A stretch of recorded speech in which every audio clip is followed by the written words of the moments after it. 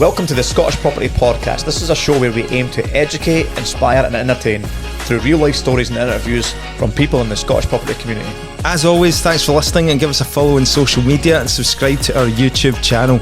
Remember to join us at our monthly networking events on the first Wednesday of every month. Tickets are available on our website. So without further ado, we'll just cut straight into this week's podcast. Welcome to the Scottish Property Podcast again, Ewan Dudding. Yes, Ewan, how you doing, mate? Listen, that hair's coming in well. Oh, mate. Thanks. No, much appreciated. A new resident of Dubai. Yes, absolutely. Dubai, so. Where'd you get your hair done, by the way? No, I'm interested in this because look at the state of me, showing the camera on there. So it was Merchant City Medical in Glasgow. I didn't really fancy flying to Turkey because it would take too much. You didn't take up my Turkish guy, mate? Well, it just takes too much time at I thought you my were week, tight to be honest. I am, but then I was like, you know what, if I fly to Turkey, it's 3 days out of work. But I got a train to Glasgow, and the missus picked me up. It's alright, it's a little bit patchy, but I think it's a long-term thing, so we'll see. It's coming in, mate. Certainly better than it was anyway. It was painful, eh? Shots are on, where's your tan? Yeah, getting there. You spend much time at the beach? Do you know what, I moved to a residence with a private beach and I've not been on it once. You're looking all the time. I've looked at it. I'm just kind of... Like from the balcony? I've walked up and down it, to be fair, but I've not actually sat on it. In the coffee shop then, grafting away? Just in front of a laptop, so you don't really get a tan. You're just kind of inside. How's the coffee here? Is it alright? Good. Yeah, good. I like my coffee. What do you take, a flat white? I'm a flat white guy. Yeah, I used to have a free shot latte back home, but I've kind of went off that, and it's probably not a bad thing. Do you know what I mean? I reduced the caffeine. A local guy used to call it a nuclear coffee. Oh, we had the fishy, watery coffee at breakfast, so you'll need to send me a few recommendations. Aye. I'm looking forward to this chat because what the big thing that we're seeing a lot, I don't know if it's because we're coming to Dubai, right? But my newsfeed just seems to be filled with people, property investors, business owners coming to Dubai. Like it's like they're fleeing the UK, and every podcast you listen to is slating the UK, how it's falling to bits. And then I think Callum White was saying to me when we were driving in this morning, saying that it was something like a millionaire leaves the UK every 45 minutes. And I was like, fuck. So then remember, we're like, right, we're definitely catching up with yourselves and a few other in the community as well that have decided to move out to Dubai. So it'd be good to get a chat with Dubai. It'd be good to get a chat with you. Obviously, how I love our chats and our catch-ups because of how much you're scaling the property business. People can follow your story and go back to... we should actually look back the original episode. The original episode was probably, the first 10 or 15 properties. And I think when you came on, it was just myself and you. Yep. I think you moved at 50. Yeah. What's the portfolio sitting at like now? It's got to be...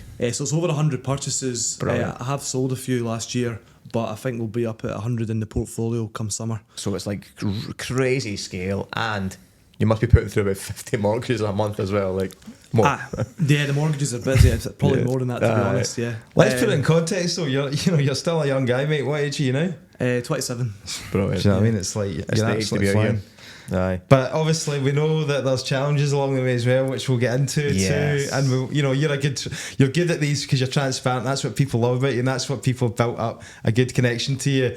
I always see your name tagged on Instagram as well. You built up a wee bit of a partnership with Chris DL as well, haven't you? Like used to are going at it. Yeah, no, 100%. Chris has obviously became a good friend. So I'm going to his wedding and everything like that. We do a lot of business as well. He does just tag me, so I have got clients that do just as much as Chris, but they're not on social media. So he's almost like a marketing machine. But it's almost like you're his like personal it's like you guys are like personal. It's almost like you've got him 100% as client, but you've also got many other clients as well. Yeah, who are tagging you too. So let's talk a wee bit about that growth as a mortgage broker because you've now got a team of 5. You said? Yeah, team of 5. Yeah, full time. So who are they then? So I took on the missus maybe 6 to 9 months in, and then I took on a couple of people at the same time. So it was a guy who used to work at a local estate agency. He was very good.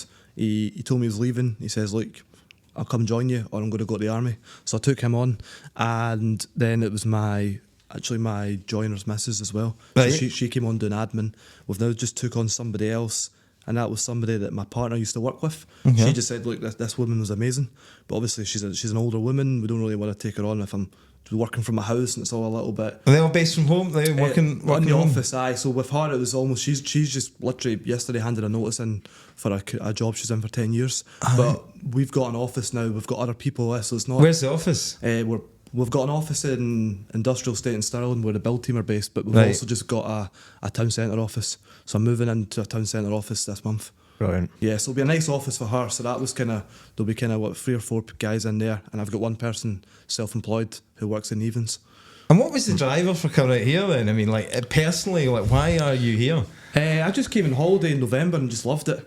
I think I was probably due a move, to be honest. I mean, I went to university and I grew up in Gilphead, right? So it's a tiny town in the west coast. I went to Stirling, which is a slightly bigger town, but still quite small in the central Scotland.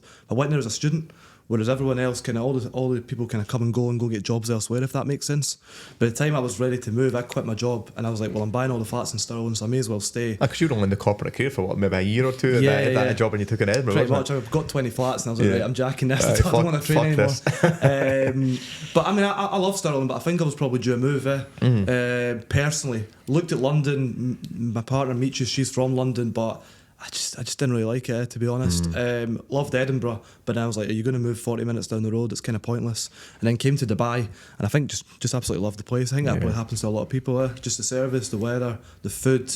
Nothing to do with the tax advantages. Well, there's obviously clear tax advantages as well. I'm sure I'll potentially benefit from that in the future. Absolutely. So, and what's the vibe like? Because obviously, like, I mean, this is my first time, right? So I've literally stepped off the plane at like 2 a.m. last night, got to the hotel and straight here, so I've not really experienced it, right? But I hear other people talking about, you know, through YouTube, podcasts and the rest of it, like, everybody just wants to see people do well. You know, there's a real kind of positivity in the kind of business world and entrepreneurship, whereas, like, you know, back home, if you're like posting on Instagram and TikTok about making money, then you just get fucking shitloads of abuse and people calling you a parasite. Do you know what I mean? So is it a whole different mentality out here? Have you noticed that yet? Yeah, totally different. That's from everyone. That's from the taxi driver to the waitress to other local business owners to, like, obviously expats, British people over here. It's a totally different mindset. I think pretty much. I mean, I can't speak for everyone, but most people here have chosen to live here, if that makes sense. I think it's just a totally different dynamic. You know, you've actually made a clear decision that I'm going to actually move out and live here. You know, whereas if you're in Scotland, can it by it's a beautiful country, but it's by default. By default, you're born there, you stay there. What do you miss about Scotland, though? There must be things you miss. Good question. So I miss the fact there's not. I drink a lot of water, so I miss the fact there's not a toilet in every restaurant. Sometimes you need to walk like 5 minutes to get a toilet because they kind of have little satellite toilets. See, on the toilets, it's a by the little way, thing. do you use that scoosher thing up your ass? No, not the fuck no. I'm surprised you got that with Callum on here as well. I didn't think it was for that. I thought it was to clean the toilet, but I don't know. Anyways, I was like, shouldn't I? Yeah. I was there this morning at the hotel, and I was like, after breakfast, and then I was looking at it, and I gave it a wee scoosh in the pan, and I was like, geez, the pressure on that, by the way. I was too scared to use it, so I didn't in the end. We should clip this fucking one. I'll pay for a little YouTube clip or something like that. How Nick cleans his arse from when he's in Dubai. Down the route, and I didn't use it, but over the next 5 days, I'm thinking about giving it a shot. But what else about? I mean, there's things I love about Scotland, but I don't think there's anything I necessarily miss yet. But I've only been here a few months. Yeah. What about the outdoors and the hills and the forests? I mean, obviously there's that. So I like going to run on the beach. I mean, it's not the same, but you still get the smell of the salt water. There's a few parks and stuff like that. Nice. So there's not much greenery here, is it? Well, I mean, talking about like forests and pine forests. No, there isn't. There isn't. Have you? Which again, it's probably one thing you maybe do miss. It's not the same, but I mean, there's parks and stuff like that as well. Which you still have the birds, you still smell the trees. It's not quite the same, but it still fills that void. But I mean, the reality is, if you're doing what I'm doing, you're in front of a laptop 14 hours a day anyway. You must be missing your wee dog, are you? Aye, I'm missing him. Yeah. He's coming out later in the year, so that'll be nice. I think you'll love it as well. Yeah, that's good. Loads of dogs where we live. So settled in, it's not really disrupted the business coming out here. No, I think how are you finding that 4 hours ahead where you actually get a chance to get like smash out of the park in the morning before people get up in the UK? Yeah, I think it's actually benefited, to be honest, because you've got less meetings. You're actually away just to work yourself. And I think as well, especially as we're growing a business and hiring more people, we're doing lots of things, lots of money moving and stuff like that. And I'm just sitting in my office with people to just talk about all this stuff. It's actually probably not that good a thing, you know. So it's actually worked out perfect. In terms of the hours, it's great because I'm not an early riser. So I'll get up in the UK maybe like, I don't know, 8 o'clock or something like that. So you get up at 8, you get ready, you go to work at 9. But then especially when you've got a team, you're getting hit with questions, you're getting hit with calls from clients, and you're like, fuck, I can't get anything done. Whereas here, I've spent the first 4 hours just getting all my stuff done. Yeah. You know, so I'll basically send all the work to the guys. So it's I there, noticed up and that around. today as well. Didn't we? We were sitting at breakfast and going like, I don't have any messages. I'm brilliant. sitting at breakfast and nobody's email, text, WhatsApp. This is cool, man. I like I'm that. chilled. Yeah, I think that's one of the biggest things, to be honest. Especially, I wasn't the 5 a.m. guy, to be honest. So getting everything out of the way is Did it's you been try a it at game 5 changer. a.m.? I've tried it once or twice. I mean, I used to when I was a cleaner, I used to be up at 6, and I kind of survived doing that. You're That a was cleaner? probably the What did you earliest. clean? Oh, I cleaned hospitals for 5 years. Oh, that's right. I think you told us in the last podcast. That's right. Yeah. So that was 6 a.m. But Jeez, you've come a long way, mate, since then. well, yeah, absolutely. But still grafting 40. This is the reality, though, isn't it? Oh, You know, you're a 100%. business owner, team of 5, but you're still grafting 14 hours a day. Oh yeah, and that's. I mean, people say, "Oh, how are you doing this? How are you doing that?" And I'm like, "Well, you're basically an IB for every 3 weeks." Do you know what I mean? How do you expect to actually get any traction? Yeah. It's crazy, yeah. You know, it's crazy, but you just kind of you show up each day. It's not, you're not doing anything crazy, but it does put you ahead of everyone else. You know. I suppose if you love what you're doing as well, it just makes it easier to keep showing up and you know, keep driving forward, doesn't it? Yeah, I mean, I enjoy work. I'll chill out a bit more at the weekend and stuff like that. But unless you're really pushed it Monday to Friday, you kind of feel like you're maybe taking it easy. You know. And why do you think, obviously, people are gravitating towards you? Especially, I see, you know, a lot of kind of portfolio landlords, investors, They're scaling as well. are scaling. You know, like we talk to, you know, I see, like, just to mention a few names, like Chris DL, Sally Beard, who else is using you as well? It's mentioned you, Alex Walker as well, who are going to try and meet up as well. You know, the guys that have got big portfolios and that, all saying Ewan Dudding, he's my guy now. Do you know what I mean? Yeah. So what do you think what are people, why are they getting attracted to you rather than, I think the biggest thing is we probably care. But also it's probably knowledge and experience, and I suppose understanding exactly what their dynamic is. You know, there's certain things that maybe other brokers will be aware of, but don't necessarily see. Oh, that's actually a really valuable thing because they've not been in that situation.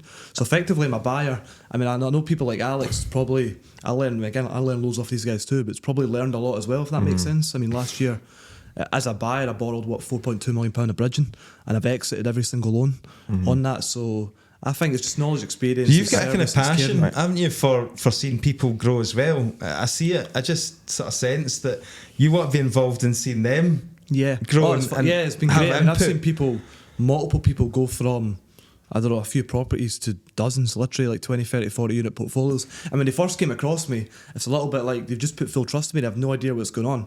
I think even one person said it, Tony Carrigan says, I've no idea what's going on here, but I'm just trusting you. I'm like, well, that's the right thing to do. You know what I mean? Because we're kind of going to do good by our clients, and obviously you've been through this. I Loads, think the thing is, you've done it himself, haven't you? That's what I always say. Like, if you're going to someone in a property business, why are you going to a consultant or someone that doesn't do what you're wanting them to do? Yeah. Like, why would you go to a mortgage broker, I think, that doesn't fucking invest in buy-let properties? Because they don't know it from that buyer's point of view. Like, they're not finding all the little pain points to solve the problems. They're usually doing this day in, day out all the time. Or do it at scale as well. And even my staff, I've got a staff member with 10 buy-to-lets. He does all my bridging. Brilliant. Do you know what I mean? So you just understand. He just understands it all, and he's bridging off, and he's refinancing off stuff. And is that the core of your business then? Is like bridging, buy to lets, portfolio landlords, that sort of thing? Yeah, I'd say that's probably 90%. We do commercial property as well, which is a lot of guest houses right now, a lot of part hotels, just random commercial units. Got a guy this morning, he's buying a 400k commercial office in Aberdeen, just came from a client. So bits and bobs of that, but I'd say 85% is the bridging and remortgaging off, and that might be single units coming off day one, and it might be portfolios as well. Let's take a quick break, guys, from today's show to talk about selling your property with Prime Property Auctions. Now, myself and Stephen have both used John and Lewis from Prime in the past, and we can personally vouch for their service. They sell vacant and tenanted property, and you get to control the minimum reserve price so that you're not selling your property for peanuts. They pay for all the stuff like photos, videos, and all the marketing stuff up front, so you're not paying anything from the start, and it's a no sale, no fee. So if you want to check out Prime Property Auctions, then get across to the link on the show notes and speak to the guys. Yeah. How many mortgages then you're pushing through on average a month? It's hard to say. We should really track it better. Yeah. But you're just obviously focused on You're getting too busy things doing it. through anyway. You're just so wrapped up in actually doing I think it. I was sending the guys. The last few weeks has been particularly busy. It's quieting down again, but I was sending the guys maybe 10 or 12 applications a day. A day? A day, yeah. But that Wow. was, some of them are resubmissions, not all of them will go to business, if that makes sense. Maybe if they sell a property, maybe it falls through. That's applications. Is that including like your product switches and all that, or? We're starting to get them now, just Aye. by the nature. I've only Nature been of doing the it for a couple of years, clients. so there's not a lot of that. It mostly is new business, all of it. And are you still tied in with, is it Go Financial as well? Yeah. Why would you not just go, like, now that you've got this big database and all the rest of it, like, of good clients, then why would you not just break free yourself and do your own? For now, you're just focused on getting these 10 applications a day going through, if that makes sense. You know, I mean, I don't know what the future holds. It obviously works well with Go Financial. They're kind of any questions I need. How does that? Is it a split? Does it still work as a split? Like, do you have to pay them, or do you pay them a subscription monthly, or is it? So there's a small subscription just for basically barely anything, but just for like being directly authorised or something like that. Right. PI insurance and stuff like that, and then they'll essentially get a commission split, same as the boys, based off like the kind of lender's fees, you know. Okay. But we'll see how it goes going forward. But certainly so far it works fine. They kind of leave me alone and let me get on with it, which is kind of what I like. But equally, they're always there if I have any questions or vice versa. Do you know what I mean? No, that makes sense. That's good, mate. And the plan is growing that. I kind of want to just wrap up on that before we talk about like your own portfolio. But what's the plan for growing the mortgage brokerage? Like, is it, can I grow it a bigger team and try and? I think just keep growing for now. I mean, I'm ambitious, but I don't necessarily want to have a nationwide mortgage business. I just almost can't really imagine that being a good thing. It just sounds like fucking chaos. Do you know what I mean? And obviously, I think what we're good at is the fact that I kind of know what's going on. I'm in everything, and then so I do like that. I do think we could probably get bigger, though. That being said, probably one thing now is one of the staff members is going through his exams to be a broker, so he's superb. And I think what will probably happen is clients that are maybe starting out, he'd actually, as I go forward, he will be better. And probably servicing them, if that makes sense, you know. So maybe some of the stuff gets passed to him, and that will lighten the load. But certainly the kind of bigger clients that are buying lots and lots, I'll probably continue to work with. But you said you're pushing through all these mortgages, but yet you're still skint. So how does that work then? Like, where's all the money going, mate? Are you driving about out there and is your Lamborghini parked outside? Where do you spend your money? I still don't own a car. So I've went from. You never had a car. I've never had a car. Yeah, so that's mental. I've went from a bike. Did you not get that wee car when you were? I had a bike, right, and then I got a car.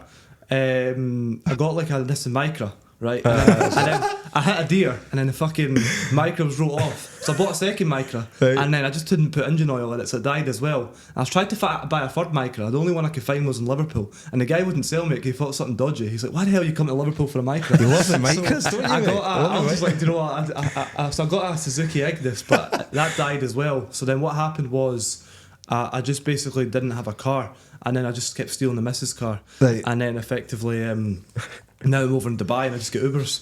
So like that's one thing that I actually relate to you with, because it's like you're not really flash, even you know you've done well for yourself and you're doing well for yourself, but you're not like flashing the Rolexes and all the rest of it, and you're buying this at Micras. So I think that's pretty cool. Too many young people get wrapped up and caught up in this, like, I need to show off now. Oh, it's crazy. I mean, I do too. You see someone for Rolex, a nice car, you're like, oh wow. You still have that instinctual thing, but I mean, I don't think there's anything wrong with that. It's just nice aesthetics, but I mean, the reality is you're skint because you're investing in property, basically. So that's where the business money's going then. That's where the portfolio. Probably moves us on to that. So the portfolio scale probably in the last year and a bit's almost doubled again. Yeah, I think last time I came on, I maybe said I'll try to get to 100. And I've basically 100.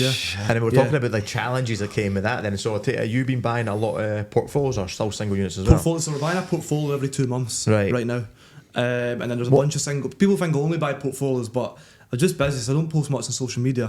When I do, I'll just fire a portfolio up because it's sexy, it looks good. But there's actually a whole bunch of singles as well in between. I just don't really talk about them. So yeah, I mean, there's a portfolio literally every 2 months for the last kind of year or so. What kind of, is it still in stock then? Everything's in the city centre still, and the deals are all kind of bought very well. So we bought 8 units in January. I've got a 6-unit one settling next month, a 6-unit block. And then I've got another 7-unit HMO portfolio in legals. Nice. All flats? All flats and HMOs. So I think come summer, my own personal portfolio, I'll probably have about 100 units. Nice. 17 of them will be HMOs, and then the rest of them buy-to-lets. See the portfolios, like, is that coming through agents, sourcers, like, or a mix, or? It's just my network, to be honest. I mean, I hate when people say that. You're like, shut the fuck up. There must be a way you're getting these deals. There must be a secret sourcer or something. But you put them out, it just comes from networks. So, I mean, I'll just tell you a few stories. The one I bought in January was a portfolio of 8 properties. I've now took off for myself and clients. I've took 26 properties from this guy. I first got to know him 2.5 years ago because my plumber stuck a condensate pipe up some random pipe in the loft, right, and it was leaking into his bathroom for one of his flats. So he was up looking, and obviously when he's got a little leak, just a tiny little leak, the tenant's bugging him, he's bugged, and then he's bugging me. So this whole thing. So I kept in touch with him. I knew he had a lot of properties. He just panned me off, and then I was actually viewing a block of flats owned by an Asian guy in Stirling, and he said, "Oh, you should speak to this guy. He's looking to offload." This is 2 years later after him panning me off. I was like, "Fuck, I know him. I'll give him a shout." Since then, we took 26 properties off him in the last 8 months. Well, that's interesting. Sometimes it's timing, but it just shows you all the little connections. Well, that's interesting because we hear back in Scotland, we get headlines, newspaper reports come out, oh, landlords fleeing the market, all the rest of it, the usual headlines and stuff. And then just lately there was a report by Scottish Association of Landlords. They surveyed their members and said 56% of landlords are looking at selling, exiting, stuff like that. But what I'm saying to people is that with every headline like that, there's an opportunity, right? So landlords selling, exactly what you've told me here.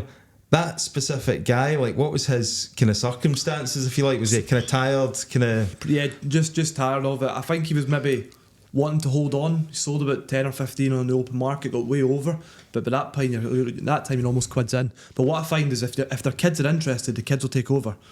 If the kids aren't interested, it gets sold. Do you know what I mean? So he's got two kids down south, big corporate jobs, not interested.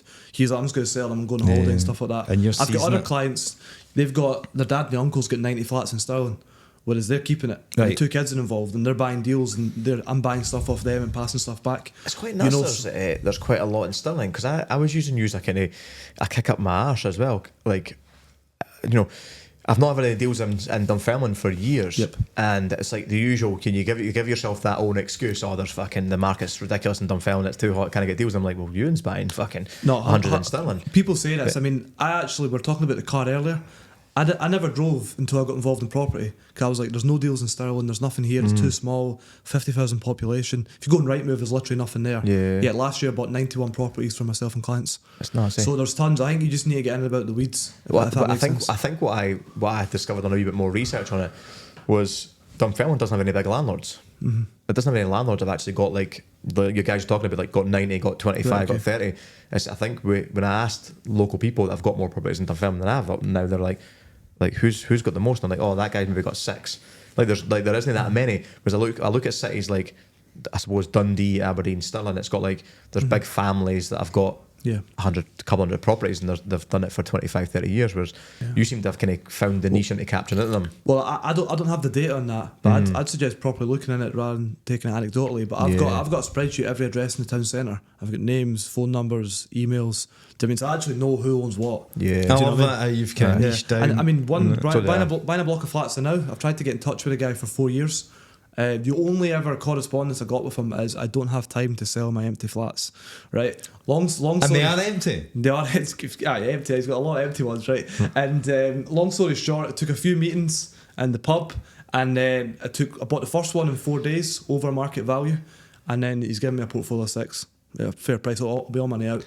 Talk about this, like, over market value. Are people still getting too wrapped up in below market value? Oh yeah, I mean, I bought that. I bought that, and I bought him a bottle of whiskey, and they just give me 6 flats. That's all money out. Do you know what I mean? So sometimes you need to think, or if someone's going to stop. That first deal, what you're saying is you paid over market value just to get that relationship going. Yeah. And then because he's just like, thing is, he's an older guy. He's not got the time. He's had a huge career in business and stuff like that. He's just, I can't be bothered with this. Do you know what I mean? Right. He's like, okay, give me this price. I said, okay, fine. And this is the middle of December. And then, long story short, I was buying it with, like, it's kind of cash, but with a bridge, just like a private funder. And the lawyers are like, well, Ewan, there's no chance getting this through by Christmas. And I was like, well, do you want to go and ask the seller if he wants it done by Christmas? Because it's the same lawyer. Oh, yeah, he does. So we bought it in 4 days in December. So you got over market value, 4 days in December, he got a bottle of whiskey. So he's like, oh my god, this guy's great. What kind of whiskey did you go for? Hey, I don't know. I just got somebody else to sort it out. And then so that opened the door up to get the 6 flats from at a decent discount that's fitted your criteria. And the same's been. We've had the same with clients. I've sourced deals to clients where they've just took good deals, but they've probably, do you know what? If it leaves the extra $5,000 in, that doesn't matter. But then they just get everything else at the back end. I suppose with Stirling as well, you get decent capital appreciation in the city. The city's quite thriving. It's quite a lot of development. Yeah, so it's easier to sell stuff. Yeah. The growth's good. The rents are good as well. Yeah. You still got a lot of student market there on some of your flats. Yeah, I mean it's largely is. 17 HMOs. They're all students. Most of the 2-beds are students. You've got 17 HMOs. Yeah. In Stirling. Yeah. Did somebody say something about they're not issuing any more licences? Yeah, which is great, isn't it? It's great if you own them. I used to think it was a pain. I was, oh man, I've got this big flat, I can't convert it. Now I've got 17 of them and I'm buying more and I'm like, oh, this is great. So if you buy new ones, if you buy existing ones, you get to transfer the license. Yeah, buy existing ones, transfer the license, yeah. The licence though lasts 3 years? Yeah, but they just always renew them. Oh, right, so they're still renewing the existing ones. Yeah, so if you buy an existing one, as long as you submit to renew it within 4 weeks, it just renews. And then after that, it'll just always renew. But what they don't accept is new ones. So if you're going to buy a 2-bed flat and make it a 3-bed HMO, or even a 3-bed flat, that's a no-go. That's a no-go, yeah. It's certain percentages they have for each street. Yeah, lovely. And obviously, you'd hinted that one of the challenges is at the moment, which I think Stephen's going through as well at the moment, is the refurb costs. Yeah. You know, and it's just the refurbs. To be fair, the cost. I mean, the cost have mostly been fine. There's stock. What kind of conditions of stock that you're buying then? It's mostly just tired landlord stuff. I mean, I could actually rent it probably as is. But obviously you do the kitchen and bath when you paint it because it's the right thing to do, but also it pushes the value up for the refinance. But refurbs, I've got one in-house team, so I've got 5 guys full time. And then I've took on a third party just contractor. within your own portfolio. Yeah. Aye. Yeah. So when you say in-house, are they payrolled or are they self-employed only for me? Right. Okay. We're just not at the time to put them on the payroll. I think probably one guy will be payroll, but they're full time with me. I've got them a unit. I've got them 2 vans. Nice. So they're full time. The issue we had with how do you work at the overheads of that to justify like here's the 2 vans, here's the 5 guys, they're going to be full time just churning over these refurbs? Like I think you just looked at it from what am I paying in maintenance and refurbs the year before. Pretty much, yeah. I mean the refurbs are coming out like 12 grand, 13 grand. I'm sure for someone else it might be 17. And also they're done in 10 days. So when I'm bridging and I'm remortgaging and stuff like that, and then you're back to back in deals, I'm getting out these deals in 6 weeks. And you've got a whole load of deals there now. So even the block of 6 I'm telling you about, that completes in April. And I'm still calling on deals there now to basically think, right, I'll buy that next week. I need to do it in 2 weeks because then the money needs to come out to buy that. Yeah. So it's the price is worth paying. You've never really been into getting your hands dirty, have you? No, well, you know what? He hates it. Obviously, when I started out, I was a student. You had no money, if that makes sense. You had to, but I really hated it, to be honest. You could do the cleaning, to be fair. I used to paint, so I was like, right. I think a painter told me once, if you can piss, you can paint. So I was like, right, see if I could just paint. See if I could paint everything, and then I could just bring people in. But I hated it. I mean, I sourced a block of flats and then painted the clothes for $4.5 grand. Do you know what I mean? Early days, and that was like, I was just like, dude, you're like a walking zombie for like 3 months. Stephen will give you a tip about the vans. Get a tracker on them. Oh, yeah. There's put a tracker on the van that we got because the same trying to have an in-house team, you're just like fucking keeping track of employees. You're like fuck. So I didn't know when they were going, what they were uptaking eggs. So I just put the tracker on the van and see like getting the daily download or the daily reports. Like I can see when they've been slacking or not. Or see where they're at. That's brilliant. I mean, to be fair, the guys are superb. I mean, my in-house guys, they've never been a day late on a refurb. Occasionally goes over budget. But also, they get raging if a fucking letting agent's charging £400 for a wash machine. Like, how's that £400? We'll sort that for £250. Nice. So you get to know people and you know their values are right. Are they dealing with your ongoing maintenance as well now? Then? We've tried to, but we're just too busy. So let's say back to the issue we had is the boys can do a refurb every 14 days. But for myself, I'm buying a flat every 5 days. And even for clients, we're buying a flat every 2.5 days. So who's managing the properties then? Have you got a letting agent? I've got a few letting agents. A few letting agents. Yeah. Is it something you want to have your own letting agent at some point? I think for now it works. Never say never, but again, it's just, see when you're busy just doing the mortgages, I generally... Like, people think you do property all day because it's like there's hundreds of deals and all that, but I literally don't do it. Everything's outsourced. See if your letting agent's charging you £400 for a washing machine, mate, come and speak to me because I can get them for 189. So there you go. That might even be cheaper than my joint. I'm going to, mind you, it's Stirling, innit? So like I don't operate in Stirling, but you can just go on AO online and get delivered. Like there you go. Aye, no, that's it. But it's important because the bigger the portfolio, there's loads of cost. Probably what I'll do is I'll get some little bean counter in on the portfolio full time just to strip out costs. Yeah, do you know what I mean? Because my mind's on growing the mortgage business, to be honest, and just get more deals in. But if I can get to a scale where it justifies some little bean counter, if there's any bean counters, I'll be taking someone on. They could just somebody's organised people chip at the letting agents. And that's too expensive, and that roof's too expensive. I'll get this quote. I mean, because it's important. There's a lot of costs. And so, how much does one cash flow then in a 100-unit portfolio each month? Probably I'm maybe about 300 to 350. On paper it's like 500, but 300 to 350 per unit. Yeah. That's pretty good though. The HMOs pretty good in Stirling.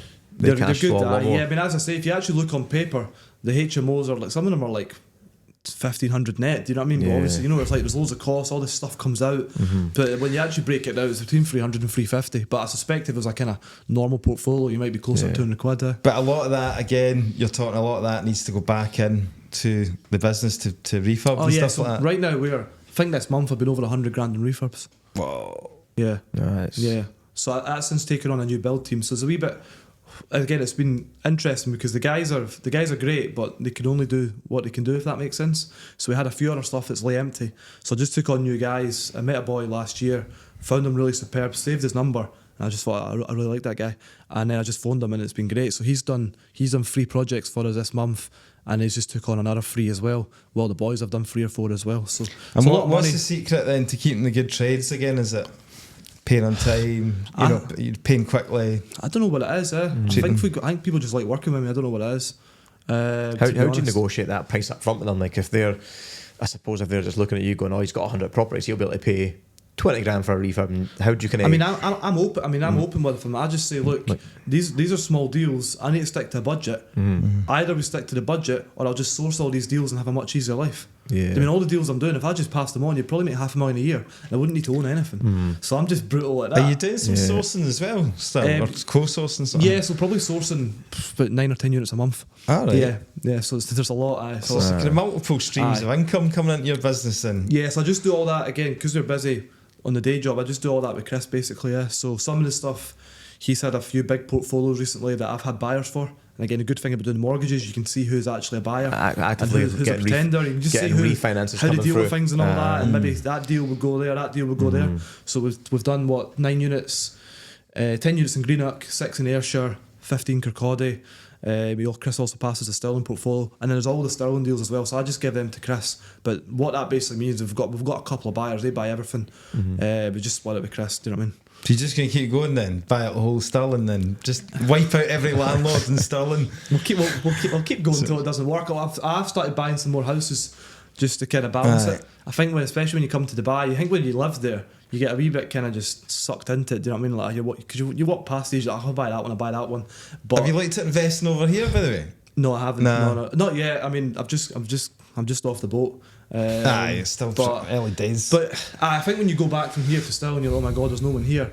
I've got a lot of money invested here, so I have started buying more houses. So I've got a few 3-bedroom houses going through, so if I can balance it out with them. They're kind of seem harder to buy, but it's like anything. I'll say to clients, just get buying and you get deals. So I've took my own advice and I've just bought 3 average deals, and I like to think that will start bringing back stuff. Can you expand a little bit as a tapping into your mortgage broking experience? And obviously, again, it's something that I don't do, because I'm very slow paced, different to you guys. I've never gone down the kind of bridge to let whole thing, but just for those listeners who are newer to it or starting out or haven't experienced that, you were talking about in and out a deal in 6 weeks. Can you just break down that process a little bit? Just elaborate a little bit more on that. Yeah, so the bridging is effectively similar to a mortgage. It's a secured loan. It's more expensive, but the good thing is it's flexible. So you can buy, in theory, you could buy quickly, but the biggest thing about it is you can exit immediately. And also they have softer criteria, so if the property's a bit fucked inside or it's not good condition, then the bridging lenders are typically fine.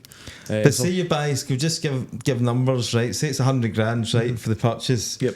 So the bridge, so you're going to the bridge and you're getting maybe what, 70%?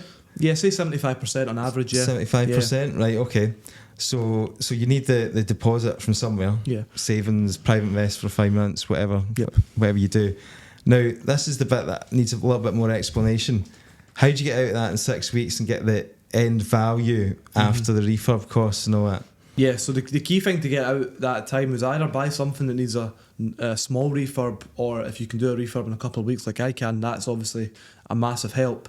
But effectively what I say to clients is we'll submit the mortgage application 3 weeks away from the refurb being done. So what that basically means is if you're buying it say tomorrow on a bridge and you're telling me I can do this refurb in 2 weeks, I'll say great, well maybe you should have submitted the mortgage last week. Right, before you even buy it. We pick a rate, we pick the year, we go through the process, we get the valuation fees paid, then the surveyor's calling you in week 2 and you're like, oh yep, the kitchen's just been fitted, it'll be done next Friday. Book it in for next Friday. And then assuming they get the valuation, that's a whole different thing, different topic, but assuming you get the valuation at the back end, you're maybe 3 weeks in legals on average, and then your money's out, you know. So say like obviously you've done your kind of due diligence, you think your end value, say for we're £100,000 purchase, say it's 15 grand refurb, say we're aiming at 140, just to be kind of conservative, 140 end value. So that surveyor, once you phone them up and put the application through, that surveyor's then going to get back in touch and say, right, we need to come out and revalue the property now, or value the property at the new done up value. Yeah, I mean sometimes on the purchase there will be values, but we try use lenders with online values just because it's far easier. But effectively, on the exit, if the surveyor comes out and values it at 140, effectively the loan's 75% of that. So a quick way to work it out is you'll almost get back the difference between your purchase price and the value. So if you're buying at 100 and then you're revaluing it to 140, you'll get 75% of that back out, which is what, 30 grand maybe? Yeah, it's just a lot of people just need that explaining. Yeah. So how it looks in reality is, and you maybe put 40 grand in or something like that, or 30 grand in as a deposit. You do spend the money on the refurb, but then you might get 25 grand back out. You know, so that basically means you've left 5 grand of fees and then left the refurb money in, which might be 10 grand. Yeah, but I mean, again, it's like, how do you scale that quickly when you're still needing that capital, you're still needing the deposit, you're still needing the refurb costs? Well, speed of the refinance, like what you're saying. So if you're buying on a bridge and you don't even need to pick up the keys and buy on day one, you could be submitting your exit finance before you even buy, or on day one or day two, because you know your team's already going into the refurb. But so the new value's at a new value in 2 or 3 weeks time. What I'm saying is you still need that working capital. Yeah, you still need the working capital. So like whether it's 30 or 40 grand. Yeah, so I say to clients, so just find 30 or 40 grand and then you can spin that into four deals a year. Just keep going with it. 4 deals a year would be a good kind of number. 40 grand, if you bridge 4 deals a year, should be achievable. Like one every 3 months. You're like, that's cool. What I'm asking you is, how do you get that to the point where you're at 50 deals borrow a the year? 40 off somebody else, then you can do 8 a year. So borrow another 40 off somebody. Okay, so have you gone down the route of private money lending then? Yeah, so last year we bought 55. This year we'll probably buy about 70. It's a whole mixture of thing. Sourcing fees are going in, profits from the business is going in. I've got private investor money. This is why you're skint, basically. Pretty much. Because everyone's going back in. Yeah, literally, yeah. Just a pound comes in, it goes out. Investor money, yeah. So can I borrowed last year? I probably borrowed $500,000. I paid a lot of it back though. Can you elaborate a wee bit on investors? Like, people are often like, where do I find investors? Are these I think you want to get family? people that aren't into property. People that like you, trust you, that aren't into property, yeah. Because what I've been guilty of is just borrowing from people in property, but then you end up paying way more for it. It's just easier because it gets. I borrow a lot of money off like clients and stuff like that, and it just you pay way more for it. But if it's like, I've got 11 flats tomorrow, I'm 70 grand short. Client will give me 10% for 6 months. Do you know what I mean? But we actually annualise that out. It's a ridiculous rate, but it gets solves the problem. I think guys like yourself, you've put yourself in a very good position now, because effectively you've got a really good solid trading business behind you now as well. So people are going to see that. If you're looking to raise more finance, and I'm no expert by the way, because I've never lended any money off anybody. But if I'm going to invest in you, and you've got a solid business there, you're putting through 10 mortgage applications. Yeah. So I've got a guy with like 400k, with 3 to 400k with me, and he lends money to other people. And I just said to him frankly, I was like, look, why do you lend money to other people? Like, think how we do things with the lawyers and all that. It's very organised, and think how low risk it is for you. I mean, there's 100 units there. You've got first charge security. It's all in sterling, so it's all decent stock. And I'm a mortgage broker as a day job. By the way, we're not endorsing anybody's looking at this, because we just did an episode on private money lending. Yeah. And if you are thinking about lending money to Ian, we do not endorse him. Like if you go, you know what I mean? Just do your own due diligence. Maybe you're Dubai hiding. Yeah, but as you say, the experience, the portfolio, the background, it kind of It makes sense. It all helps. What I see people getting struggling is that they're going into it with no money, and they're hearing all these stories about we've got private investors and all the rest of it. They go in thinking, oh yeah, that's going to be easy. But if you've got no track record in property at all, or you don't have a solid trading business behind you, it's going to be tough. People are not just going to just throw. But it's doable. It's 100% doable. Of course, it's doable. I don't think Is it realistic? You know, is it? Well, if it's doable, it's realistic.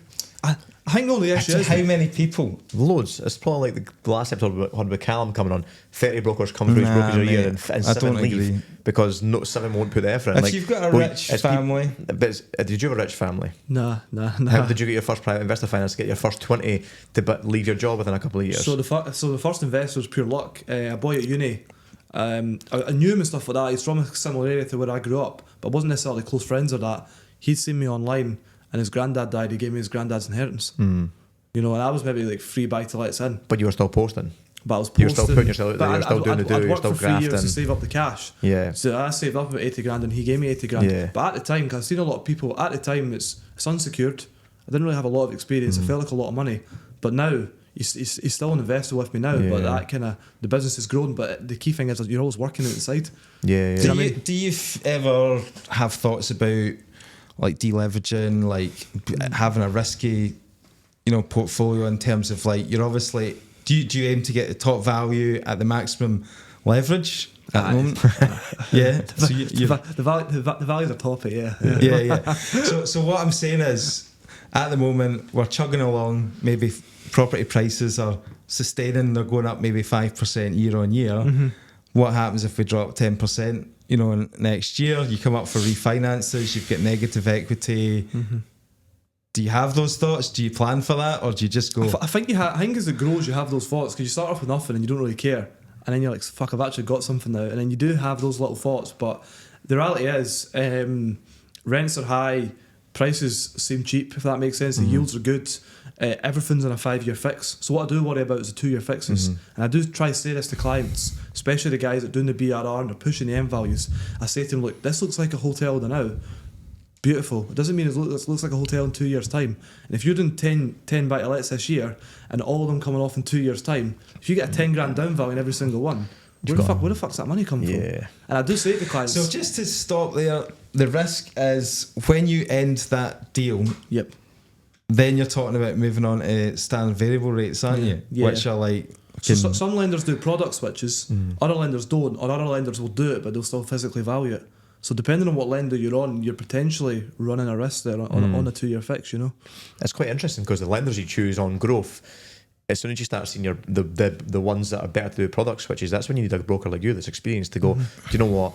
I want this to be, it's like a transaction from going from my 2-year to my 5-year. I want lenders that are just going to go automatic valuation, product switch me automatically rather than revaluation. Like that could be an important criteria for people to scale. It's very important. It's very important. Everyone's situation is different. I mean, a lot of time, if I'm being honest, it's surveyor led what lenders you go to. Yeah. Do you know what I mean? It's what surveyor do they use in an area, and what the clients get working there. So it's almost like. So does that mean that the surveyors that are given decent valuations? I mean, I've got a client in Aberdeen, so he exits to the same lender every single time, puts his clients there. Yeah. Every single valuation comes in bang on. Yeah, we're the same. Every single one. Right. You've had that experience. Oh, absolutely. It's so important, and I think that's why. Again, it's just you just know where to go, if that makes sense. And there's so much intricacies. Yeah. Do you know what I mean? And who are your favourite lenders? Like I think I asked you this question last time, but we always see the same kind of names, like Shawbrook, is it? Yeah. So I do a lot of portfolios and stuff. I do to Shawbrook, just because I know there's other lenders, there's cheaper lenders than Shawbrook, but when it's stressful and you just want a deal to get done, at least I know they're going to lend. They're not going to come up with some daft reason. Most of the stuff for me right now is foundation. For clients, they'll probably they've got a big appetite right now, haven't they, in Scotland? Yeah, they were superb last year. I think we kind of broke them though. I think we go financial. We sent them 30 million. So you kind of what you find is you come across these people, you just break them. You break a lawyer, you break a builder. So they actually broke a lender, which is interesting. You broke their systems. They couldn't handle with the volume. They went from 1 day, turned around to 4 days. Right. But again, even myself, a few larger clients, that's pretty much where they're all going there, just for various reasons. One's capped out with LendInvest, you can't get any more mortgages there. The other one just didn't fancy them, you know. The other lender would probably be LendInvest though. Then all the more got quite a strict criteria. When you go over like £1 million and £2 million of debt, you've got to have your own business relationship manager where you get they're interviewing you and want to see your business plan and your schedule for it all changes. What you find is you get something working with a lender and then you're like, this is a pain, it's not working. Like, shit, next you know, one. one that's got a lot better, I used to almost avoid this lender, but one that's got a lot better is Aldermore. Because started in day one remortgages, the stuff seems to be going through. I like the Aldermore's for the product switches. Yeah, well, product that's switches was thing, so slick, and I was like, that's made me want to go more with Aldermore now, because I'm like, in 5 years' time, product switching a load of mortgages onto, and I just know another rate with them. It's going to be easier. What's your biggest gripes with lenders? Because you must be, as a broker, tearing your hair out sometimes with the admin and all the rest of it, and the pace that sometimes what they go at, and legals and stuff like that. So, it's horrible. Is it that, or picking the solicitor, which one they use? Good question. The solicitors are fine. I think the solicitors are generally fine. You feel like you can at least get a hold of someone. Do you know what I mean? Yeah. But yes, some of the lenders sometimes it's just a pain. And I think just slow. I think I'll tell them what I think. And it's like, obviously you guys know me. I'm a nice guy. I'm pretty pleasant. But you will tell them what you think. Because I think they'll think I'm maybe an arsehole. Like, a lot of it is emails. But we had a situation yesterday where on a bridge to let product they promised us free legals in our portfolio, but then they only gave us free legals on 1 out of 9. Free legals, not. It's because there's one bridging loan. I was like, all right, okay, well, why didn't you tell me that? I would have submitted 9 separate bridging loans. And did you have that in an email? We had it in writing. We had phone calls in writing, and it's went on for about 3 weeks. And it got to the point they had 2 cases similar. One client they approved it, and we're like, oh no, we did that in exception. The other client they didn't. The second client's more experienced, a bit easier going. He was just like, fuck it, just crack on. On 9 units, that's worth quite a bit. Free legals. A few grand. Yeah, so I spoke to the law. Again, it's just relationships. I spoke to the law firm. They've basically done it at cost for the client to soften the blow. But I mean, it's huge, and I'm just like, it's literally in writing. I mean, again, I've emailed all my staff, and I've CC'd the lender in, and I've basically just said to them, look, if they say something in writing, it doesn't mean it's true. If a bridge to let product said it's free legals, it doesn't mean it's true. If they said a free valuation, that doesn't mean it's true. So just, if a client gets free legals and free valuation, call it a bonus. Well, the issue then becomes the client comes back to you, don't they? Yeah. And then starts giving you a hard time. And if it was a different client, that would have been World War III. Really, that probably would come in my own pocket. Yeah. If it was a different client. It's quite short-sighted by the lender's point of view as well, because if you're putting through volume, why not just go, yeah, we did have that in writing, but... So short-sighted. Yeah. So things like another one now with a lender, so it's a first time landlord, first time holiday let, but so first time landlord is buying a holiday, so it's a limited market. So we took that there, and it's been valued, it's fine. The guy just had a 9-figure exit, he's got loads of money, he's caked. The property is like 500k each, do you know what I mean? But it's just been split after seeing your underwriting, it's just so laborious. And then you keep getting the return emails saying, oh, I'm in Cannes for a property networking event, if you're there and you'd like to meet, please let me know. And I'm replying to them saying, look, I've got no fucking time to go to fucking Cannes, because I'm trying to get this loan through for my client, and all I'm getting is you're out of office because you're in Cannes. You know, so See when you're working with clients as well, like, so you're dealing with that day in, day out. So if you see a lender being awkward like that, you're going to say, I'm not fucking going to that lender. Yeah. So I suppose if you get a pernickety client that's wanting to check everything and look over everything, wanting to get the best deal, what would you do in the situation where they're pushing you toward, look, I really want you to use this lender, but they're a pain in the arse, they're going to cause more work, more hassle, all that, whereas this lender might be on the face of it a little bit more expensive, but they're going to be easier to get through. I'll maybe say, like, this is once you get to know clients, this is where we're really good with the portfolio guys that are buying loads. You get to know them, you know exactly what they're like. It's just like clockwork. Really, these guys give you the least amount of hassle. But initially, when people are starting out, I'd maybe say, like, this is the cheapest option. This might be a slightly easier option. And just let the client dictate. I suppose the good thing about having staff now is it's generally the staff that need to deal with a lot of the kind of BS, And how have you, because obviously you've got that team now, so you just try to take in the new business now and work with the clients and build, I still find myself probably not focusing as much on the business. On the business as I should, to be honest.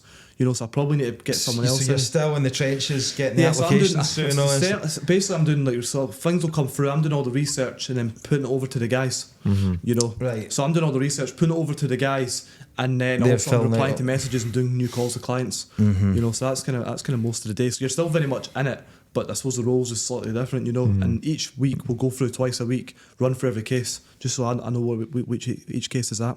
You're putting through some amount of volume now, so it's a big juggling act, isn't it? Your WhatsApp message, your WhatsApp must be going mental, going wild. Well, I don't. Even this podcast, obviously, it's good. It's 11:30, but I don't really do any meetings at all. But like, if you're in a meeting, I was in a meeting the other day, and I was like, way up to after, and I was like, well, probably go back to 100 WhatsApps. You know? See, I've tried to go the other way. Like, I started out on WhatsApps. Yep. And then I was like, I don't like this. So I now go to emails. I just find that there's a little bit more friction in the email process. So you're not as like if a landlord wants to contact me directly, they've got my personal mobile number, but I do try and put everyone through emails now. Just there's a little bit more friction, so you don't get bombarded so much. The fun thing about business, it's like a jigsaw. You do something one way, you're like, that doesn't really work, and you try it a different way, and you're just always trying to improve, you know. Trying to improve and trying to evolve it constantly. Pretty much, yeah. I mean, one thing that I was probably getting the missus off applications and just get her full time into my emails. You know. Just because she's doing both, and it's just a little bit spread thin. But yeah, you're always learning. I've just discovered, like, I mean, I know this has been going for years, but I've just discovered the out of office reply on my email, and I love that, man. Just like, this is where I'm going to be. I'll be back on this date, and that's good if you're away. But what riles people up is the lawyers ones, where it's like, well, we're currently managing high work volume. On every email. I know, I don't do that. No, and everyone's again, fucking got a high work volume. It's just an automated for every single email. No, I've got to say, like, my clients, if you listen to this, you know where I am. You can always reach out. I'll even take your call in Dubai if you want. Don't want to put anybody off. It's as you evolve, you're going to try and find out what works for you and works for life here or family life as well. It's fun though, isn't it? Growing the business, man. It's fun, it's full on, but then the reality is it keeps you occupied, it keeps your mind focused, and let's say, it's good fun. I enjoy the business side. I can see what people think in terms of, I know a lot of people say I actually prefer business more to property, for example. You've heard that a lot. That's where I went kind of thing. I know my business is property, but I'm enjoying building the business more than the kind of property stuff. And the property is like, for me, it's like invest long term. Yes, it's the secondary thing, isn't it? I suppose. I love the fact we've got an asset backed business, the property investment business, in the background. But I'm enjoying more the business side of it now over the last couple of years than I have ever done. I didn't think. It's just, the business, I was like, it's more creative. You get more people. The people thing as well. Because the investing side, because a lot of people started out, didn't they? And they were like, right, I'm just going to go straight in at being a property investor. Then it's very lonely. You're working by yourself. You know, I know you're working with trades, but it's not predictable income as well. And there's just, I also think as well, like buy to lets, once you get that process slick like that, it becomes boring. Like you're like, another purchase, another portfolio purchase. It's just like, fuck, here we go again. Like, it's very repetitive. Whereas actually, like the challenges in business is like you're dealing with different people or different challenges. You want to try and implement a system or get more creative or get inefficiencies. Whereas in a portfolio, once you do the bit you enjoy, like you'll enjoy the upfront bit and negotiating it and financing. As soon as you got the development, you're like, fucking launch that. I just forget about it. I enjoy the front end, and I think it leads into the mortgages as well. I just love getting in a deal and getting out it as soon as possible. So one deal was a single buy to let. This gave me a lot of excitement. So long story short, it was 100% funded just by a kind of private investor, smaller bridger company. It was agreed at 80, but something flagged up in the title. So basically 2 days before, I already negotiated 65, but the loan was still 80. So on completion, I actually got money in my bank. Nice. And then the end value is 145. So on completion, I got paid. I'm like, great. Do you know what I mean? And then on the refinance, it'll be all money out plus like 15, 20 grand. Like, so little things like that, you still get a buzz out of it. They're a lot of buzz, aren't they? They're always going to be great little deals. Like, you're just like, you get excited about that shit. Got an asset for free. In fact, being paid to now own the asset. Cash flows coming every month. I love it when they work like that. Oh yeah. So if I can get more of them, that'd be great. Is your brother still? Was your brother involved as well? So I've got 10. We've sold 11 last year, so we'll be probably buying another 10. But I've got 10 with my brother currently. Was that a block you bought in Kincardine? Yeah. So we bought and sold them. Made a little bit, maybe 50, 60 grand on them. And what was the idea in trading them on then and not keeping them just because they didn't sit inside the Stirling in the area? I think so. I just thought, do you know what I've got working with the flats in Stirling is quite good. You've got exits to SA, you've got exits to buy to let, although they are all buy to let. I just thought if I'm buying in the periphery, I'd just rather 3-bedroom houses.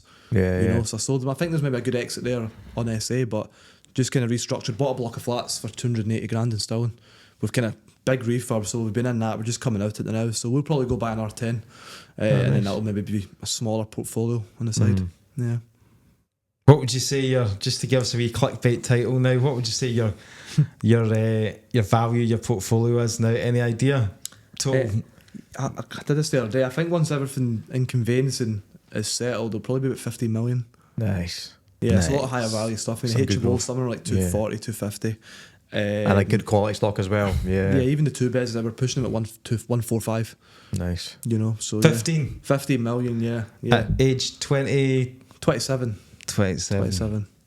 There's a title. There's a clickbait title, mate. Well done, you got it. Sorted. Yeah. Ewan, it's been an absolute pleasure, mate. I'm absolutely buzzing to be out here, actually in Dubai. So when I seen you moving out, actually we got messages through. Alex Walker was like, get out there and interview you, and I want to follow his journey right from the start. So I want to see him right at the start, and then we'll need to book another trip in a couple of years' time, mate, and catch up with you a couple of years down the line, see how things have progressed. When he's building the portfolio in Dubai. One of his questions was like, it's not all what it's cracked up to be. We want to see the real how somebody gets on with that whole journey. So catching you right here, fresh off the boat, as you said, and then we'll see how you get on in a year or two's time. We'll be back out, won't we? So basically losing the hair or the grey hair, but nah, he's still grey. And I tell you what, I still get messages from the first episode about renting my bed to my missus. I still get that. But you're still with the same missus, aren't you? I still get the same missus. Yeah, 6 years. So shocking. If anyone's concerned, she's got a nice big house in Kings Park, and she's also got a flat looking over the Palm now. So she's all right. It paid off, mate. And she's going to be coming out here soon. You said, yeah, she'll come out with us. Yeah. Oh, she's not out here.